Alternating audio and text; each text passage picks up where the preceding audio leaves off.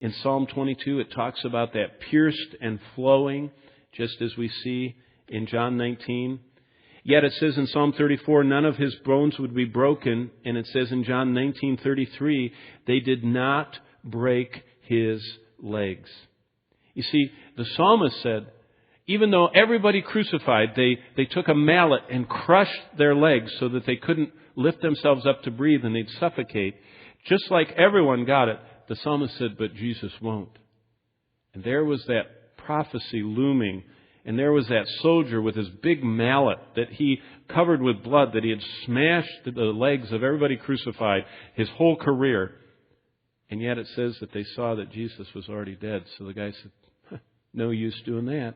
And in that moment of human choice, the Scripture were fulfilled.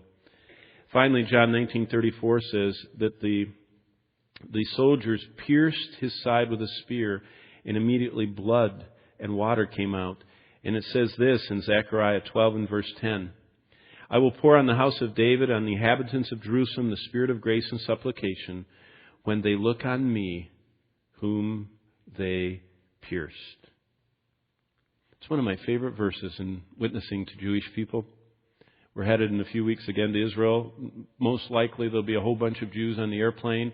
And when they see people reading their Bible, they come up and talk to them. And I can remember many times on airplanes with them saying, I don't believe any of that. I say, well, I'm not going to talk to you about the New Testament. Look at Zechariah with me. And as soon as they know it's the Old Testament, they feel kind of safe.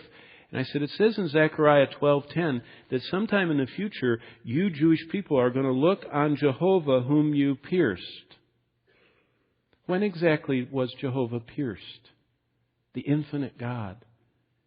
And usually about then, they have to make it to the restroom or something. You know, they don't want to talk anymore. Because their own Scriptures prophesy that God would come to earth and be pierced for iniquity. All that to say this,